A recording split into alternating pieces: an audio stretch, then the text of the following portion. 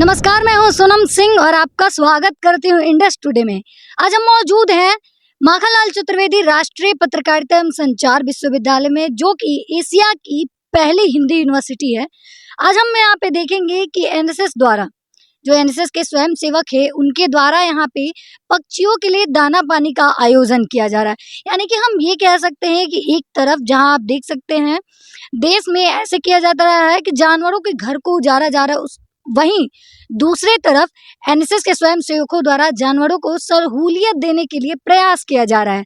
तो हम बात करेंगे आज एनएसएस के स्वयं सेवकों के द्वारा कि उनकी क्या योजना है और योजना में वो क्या कर रहे हैं, और इस चीज को एक तरफ घर उजाड़ा जा रहा है, दूसरी तरफ सहूलियत दिया जा रहा है, इस चीज को स्वयं सेवक किस नजरिए से देखते हैं।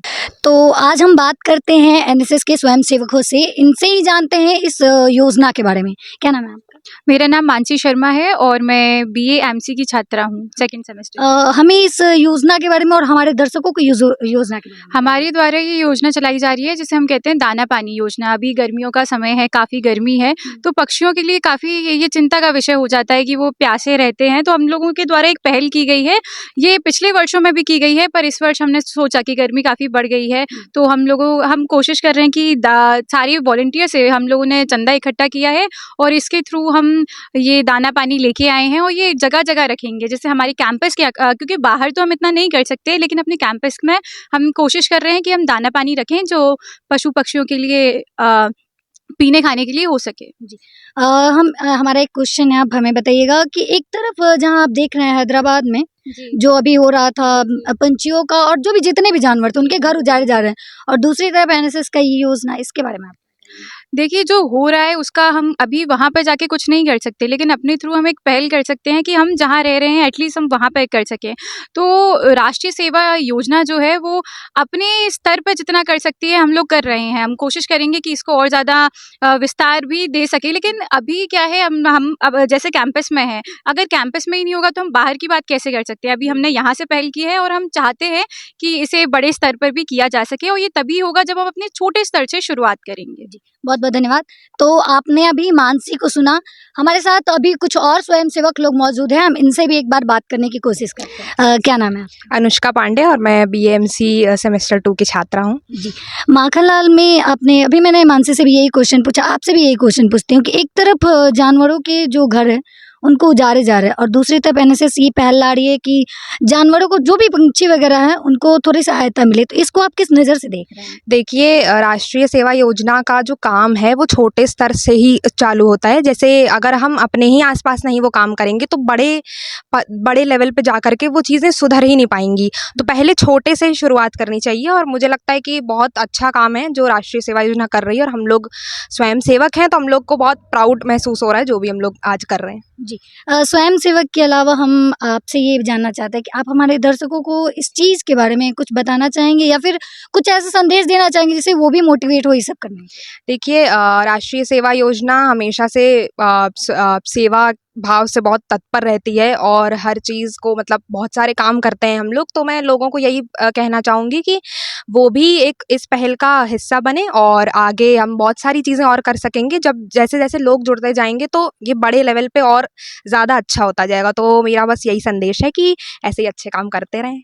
बहुत बहुत धन्यवाद। तो जैसा कि आप देख रहे हैं, हमारे साथ एनएसएस के स्वयं सेवक मौजूद हैं और ये लोग अपना काम कर रहे हैं, यानी जानवरों को, पक्षियों को सहूलियत के लिए ये लोग कर रहे हैं, अपनी योजना को सफल बनाने के लिए इतनी मेहनत कर रहे हैं। हम इनसे ही बात करते हैं, कुछ लोग और हैं। आपका नाम क्या है? देव तिवारी। इस योजना के बारे में बताइए। इस योजना के मोटिव यह है कि हम पक्षियों को जो गर्मियों में बहुत प्यासे रहते हैं उनको पानी दे सकें, क्योंकि ये हमारा धर्म है। जैसे एक इंसान प्यासा रहता है उसको पानी पिलाना चाहिए, उसी प्रकार एक पक्षी, उसमें भी एक जीव होता है, वो भी उसमें आत्मा होती है, तो उसको भी पानी पिलाना चाहिए। ये हमारा एक कर्तव्य है, इसलिए हम ये काम कर रहे हैं। जी, यानी आप अपने कर्तव्य को समझ के ये काम कर रहे हैं। जी। जी। बात करते हैं, हमारे साथ यहाँ पे कुछ लोग और हैं, इनसे बात करते हैं। तभी आपसे बात करते हैं। आप बताइए, अभी जो मैंने आपके जितने भी मेंबर से सबसे ये क्वेश्चन पे तो आपसे पूछता, आपका व्यू क्या है हैदराबाद में जो भी जानवरों के साथ हुआ, और एक वो हब जो है कि जो घर को मतलब उजाड़ रहे हैं, और आप लोग इन लोग के लिए इतना कुछ कर रहे हैं, इसमें आप क्या देखते हैं? पहली बात जो हैदराबाद में हुआ है तो उसके लिए मेरा ये है कि वो भी एक लिविंग थिंग है, ठीक है, उनके अंदर भी फीलिंग्स होती हैं। और जैसे वहाँ पे हुआ उसका तो मतलब इतना दर्दनाक था कि कुछ शब्द ही नहीं निकल रहे हैं उसके लिए। हम अपनी बात करें तो हम एक जब हम धूप में निकलते हैं, ठीक है, कभी पानी की बॉटल नहीं होती है, तो हम कितना तड़प जाते हैं कि कब हम घर पहुँचे या कब कोई दुकान आए तो हमको पानी मिले।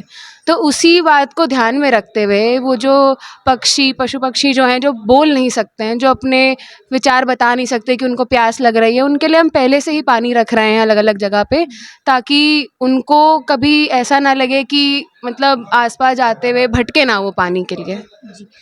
आप लोग यहाँ पे अपनी पढ़ाई के साथ साथ एनएसएस से जुड़े हैं और इसकी योजनाओं पे काम कर रहे हैं, तो रोज़ तो आप लोग इसमें पानी डालेंगे। अभी रोहित से हमें पता चला कि आप लोग रोज़ इसमें पानी डालेंगे, उसको कैसे करेंगे? हम लोगों ने एक टीम बनाई है, 6 टीमें हमने 40 लोगों को बांट रखा है।